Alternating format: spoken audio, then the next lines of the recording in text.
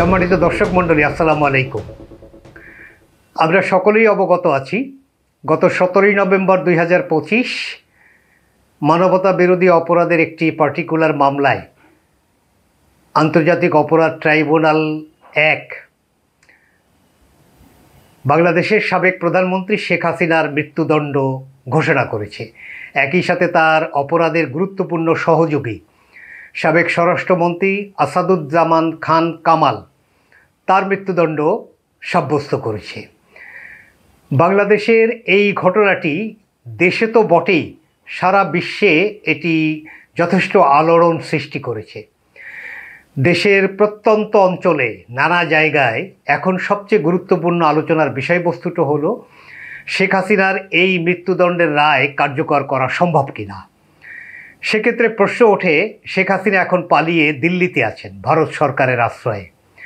ভারত সরকার শেখ হাসিনাকে বাংলাদেশের কাছে প্রত্যর্পণ করবেন কিনা। যদি বাংলাদেশে ভারত থেকে শেখ হাসিনাকে ফিরিয়ে আনা সম্ভব না হয়, তাহলে তো এই মৃত্যুদণ্ডের রায় কার্যকর করা সম্ভব নয়। আর মৃত্যুদণ্ডের রায় কার্যকর করতে গেলে অবশ্যই ভারতকে শেখ হাসিনাকে বাংলাদেশে পাঠাতে হবে, অথবা বাংলাদেশকে ভারতের কাছ থেকে শেখ হাসিনাকে ফিরিয়ে আনতে হবে। এই প্রসঙ্গে আইন কি আছে, ভারতের মনোভাব কি অথবা কি হতে পারে, বাংলাদেশের উদ্যোগ বা প্রচেষ্টা কি হওয়া উচিত, আমার আজকের আলোচনার বিষয়বস্তু মূলত তাই। আমরা জানি যে শেখ হাসিনার এই মৃত্যুদণ্ডের রায়, এটি বিবিসি, কাতার ভিত্তিক প্রভাবশালী গণমাধ্যম আল জাজিরা এবং ভারতের বিপুল সংখ্যক গণমাধ্যম তারা এই রায় ঘোষণার এই বিষয়টি প্রায় 3.5 ঘন্টা তারা এটি সরাসরি সম্প্রচার করেছে। ফলে এটি গুরুত্বপূর্ণ বিষয় যে পৃথিবীব্যাপী এটি দিয়ে মোটামুটি ধারণা করা যায়।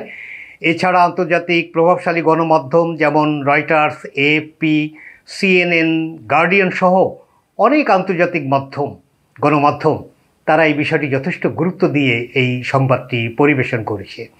এক্ষেত্রে বিবিসি খবরের শিরোনাম হচ্ছে, নৃশংসভাবে বিক্ষোভ দমনের মামলায় বাংলাদেশের সাবেক নেতা শেখ হাসিনার মৃত্যুদণ্ড।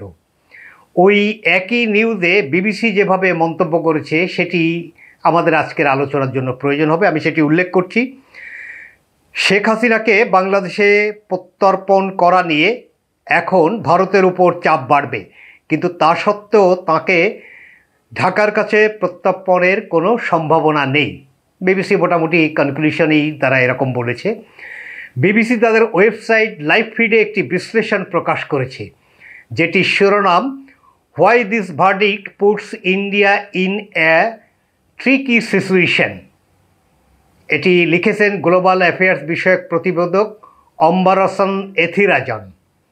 এতে বলা হয়েছে, শেখ হাসিনার দোষী সাব্যস্ত হওয়াটা ভারতের জন্য জটিল পরিস্থিতি তৈরি করেছে। এই রায়ের পরে বাংলাদেশের পররাষ্ট্র মন্ত্রণালয় আবারও হাসিনার প্রত্যর্পণ চেয়ে অনুরোধ পাঠাবে বলে ধারণা করা হচ্ছে। বিশ্লেষণে আরও লেখা হয়েছে, ঢাকা এর আগেও প্রত্যর্পণ চেয়েছিল, কিন্তু ভারত আনুষ্ঠানিক প্রতিক্রিয়া জানায়নি। দুই দেশের মধ্যে প্রত্যর্পণ চুক্তিও আছে, তবে আইন বিশেষজ্ঞদের মতে অভিযোগগুলি রাজনৈতিক উদ্দেশ্য প্রণোদিত মনে হলে ভারত অনুরোধ অস্বীকারের পূর্ণ আইনি অধিকার রাখে। প্রধানমন্ত্রী থাকাকালে আওয়ামী লীগ নেত্রী দিল্লির সঙ্গে ঘনিষ্ঠ কূটনৈতিক সম্পর্ক গড়ে তুলেছিলেন। ভারতের রাজনৈতিক পরিসরেও তাকে বাংলাদেশে ফেরত পাঠানোর বিষয়ে স্পষ্ট অনীহা আছে। এই প্রেক্ষাপটে ভারত এখন কূটনৈতিক টানাপোড়েনে আছে। অম্বারসন এথিরাজন লিখেছেন, প্রত্যর্পণ অনুরোধ নাকচ করলে তা ঢাকার কাছে বিরূপ কূটনৈতিক সংকেত হিসেবে বিবেচনা করা হতে পারে, যা দুই দেশের সম্পর্ককে আরও চাপের মুখে ফেলবে। আবার অনুরোধ মেনে নেওয়ার মানে হলো দীর্ঘদিনের ঘনিষ্ঠ মিত্রকে উপেক্ষা করা। ফলে ভারতকে এখন খুবই সংবেদনশীল এবং ভারসাম্যপূর্ণ পথে হাঁটতে হবে। এটি হচ্ছে বিবিসি তাদের প্রতিবেদনের ভাষ্য। এছাড়া আমরা একজন বিশ্লেষকের কথা জানি, ভারতের বেশ প্রভাবশালী শ্রী রাধা দত্ত, যাকে অনেকটা ভারসাম্যমূলক মনে করা হয়। তিনি যেমন তার রাষ্ট্রের স্বার্থের অনুকূলে কথা বলেন, তেমনি করে বাংলাদেশের সংবেদনশীলতা এটি বুঝতেও তিনি চেষ্টা করেন। বিভিন্ন মতামতে সেরকমটি আমাদের কাছে মনে হয়েছে। এই ভারতের জিন্দাল গ্লোবাল ইউনিভার্সিটির এই অধ্যাপক শ্রী রাধা দত্ত বলেন, শেখ হাসিনা ইস্যুতে ভারত এক অস্বস্তিকর অবস্থায় পড়েছে। তার মতে ভারত বুঝতে পারছে যে বাংলাদেশের জনগণের বড় অংশ হাসিনার প্রতি ক্ষুব্ধ, কিন্তু তাকে আবার বাংলাদেশের রাজনীতিতে জায়গা করে দেওয়া সম্ভব না। রাধা দত্ত বলেন, আদর্শ অবস্থায় ভারত চাইবে একসময় আওয়ামী লীগ আবার ফিরে আসুক, কারণ হাসিনা ভারতের জন্য সবসময় সবচেয়ে নির্ভরযোগ্য বিকল্প। কিন্তু বর্তমান বাস্তবতায় ভারতকে বাংলাদেশে অন্যান্য রাজনৈতিক শক্তির সঙ্গে সম্পর্ক গড়ে তুলতে হবে। রাধা দত্ত বলেন, এখন ভারতের দরকার ঢাকার অন্যান্য স্টেক হোল্ডারের সঙ্গে সম্পর্ক নতুন করে সাজানো। এছাড়া রাধা দত্ত ডয়েচে ভেলের সাথে একটি সাক্ষাৎকার দিয়েছেন, যেটি আমি নিজে শুনেছি। সেখানে তিনি বাংলাদেশের রাজনীতিতে শেখ হাসিনা এখন অতীত অথবা অপ্রাসঙ্গিক হয়ে গেছেন, ভারতের নতুন করে এ বিষয়ে বাংলাদেশের জনগণের সম্পর্কের বিষয়টি বিবেচনায় নিয়ে চিন্তা ভাবনা করা উচিত, এমন মন্তব্য তিনি করেছেন। আমরা এক্ষেত্রে ওয়াশিংটন ভিত্তিক দক্ষিণ এশিয়া বিশ্লেষক মাইকেল কুগলম্যান তার একটি ভাষ্য আপনাদের সামনে উপস্থাপন করি, যিনি তার শিরোনাম হচ্ছে ভারতের জন্য গলার কাঁটা হাসিনা। মাইকেল কুগলম্যান যেভাবে বলছেন, নির্বাসিত অবস্থায় হাসিনাকে আশ্রয় দেওয়ার ফলে ভারত বাংলাদেশ সম্পর্কে দীর্ঘমেয়াদে চাপ বজায় থাকবে। তার ভাষায়, হাসিনার উপস্থিতি দুই দেশের সম্পর্কে কাঁটার মতো আটকে থাকবে। এই প্রসঙ্গে এই দুটি মন্তব্য নিশ্চয়ই ভারসাম্যমূলক ধরে নেওয়া যায়।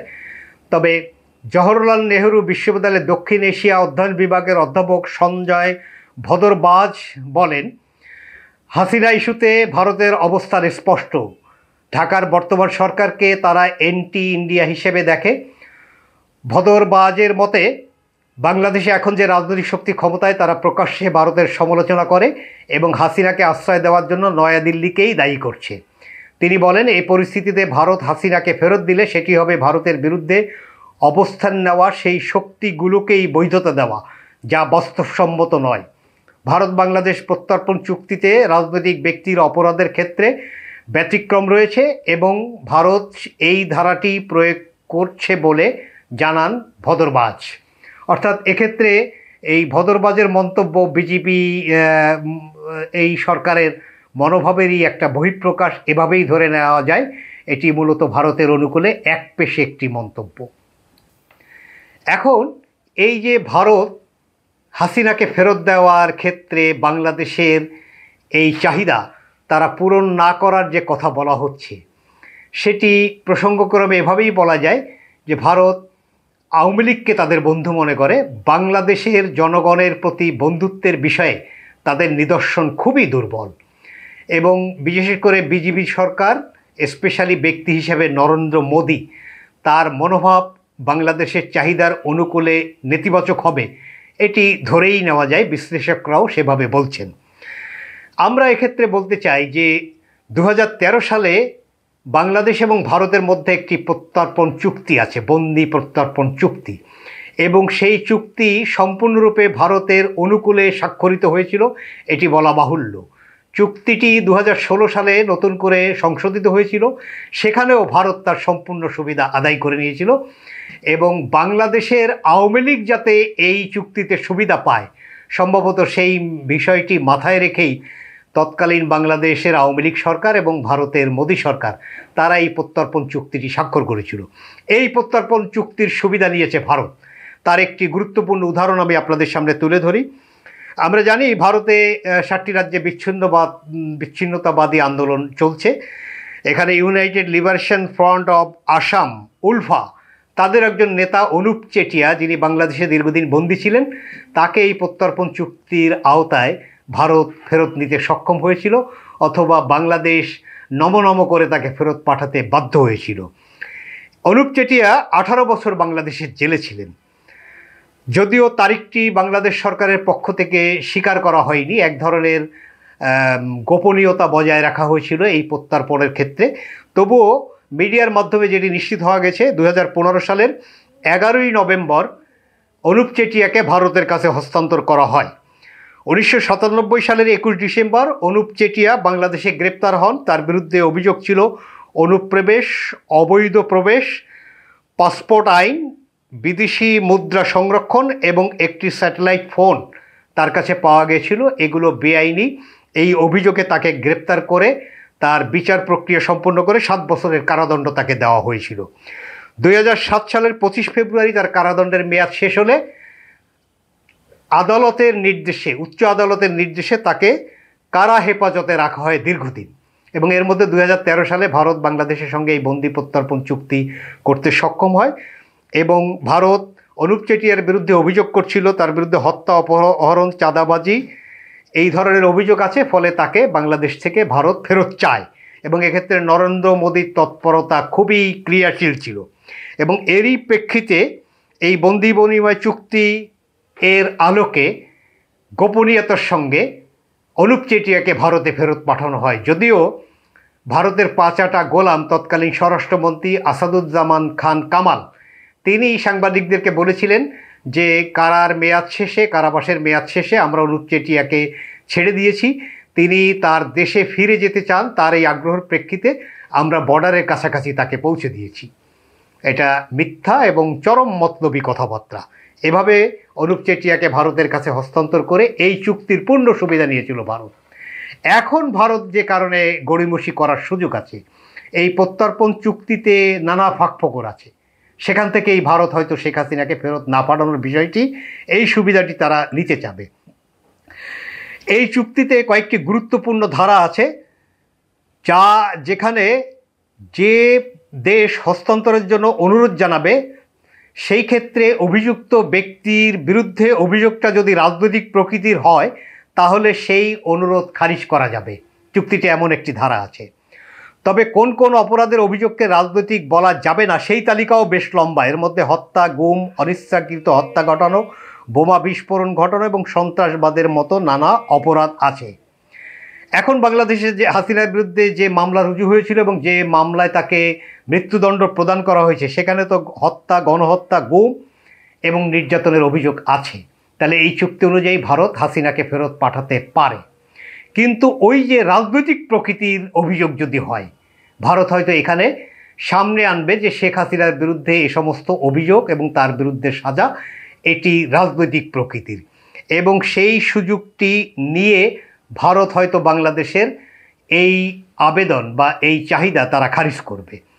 2016 সালে যখন চুক্তিটি সংশোধন করা হয় তখনও ভারতের অনুকূলেই সেই সংশোধনটি হয়েছিল, এমনটি বলা সঙ্গত হবে এ কারণে যে এই চুক্তিতে তখন এমন একটি ধারা যুক্ত করা হয়েছিল যা হস্তান্তরের প্রক্রিয়াকে একইভাবে যেমন সহজ করেছিল তেমনি কয়েকটি বিষয়ে একটু জটিলও করেছিল। এই সহজটা হয়েছিল ভারতের প্রয়োজনে, আর কঠিনটা হয়েছিল বাংলাদেশের আওয়ামী লীগ যাতে কোনো সংকটে না পড়ে, সম্ভবত সেই কথাটি মাথায় রেখেই সংশোধিত চুক্তির 10-3 ধারায় বলা হয়েছিল কোনো অভিযুক্তের হস্তান্তর চাওয়ার সময় অনুরোধকারী দেশকে সেই সব অভিযোগের পক্ষে কোনো সাক্ষ্য প্রমাণ পেশ না করলেও চলবে, শুধু সংশ্লিষ্ট আদালতের গ্রেপ্তারি পরোয়ানা পেশ করলেই সেটিকে বৈধ অনুরোধ হিসাবে ধরা হবে।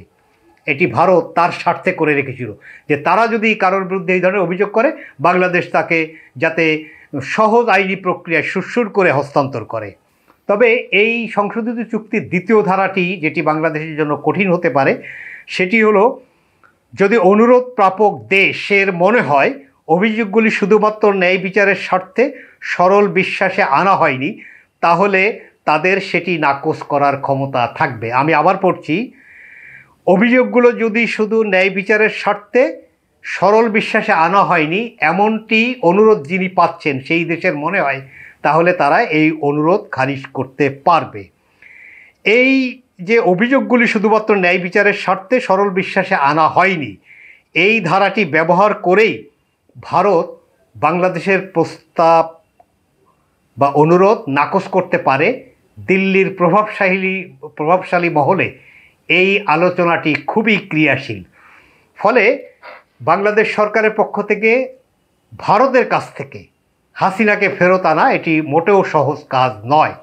তবে ইতিমধ্যে বাংলাদেশ সরকারের কয়েকজন গুরুত্বপূর্ণ উপদেষ্টা, বিশেষ করে পররাষ্ট্র মন্ত্রণালয়, আইন মন্ত্রণালয়, স্বরাষ্ট্র মন্ত্রণালয়, তাদের যে মনোভাব দেখা গেছে তাতে দেশবাসী এই সন্তোষ প্রকাশ করার সুযোগ আছে যে সরকারের পক্ষ থেকে এই চেষ্টা অথবা এই তৎপরতা যথেষ্ট ক্রিয়াশীল থাকবে এবং শক্তিশালীভাবেই তারা এটি চেষ্টা করবে।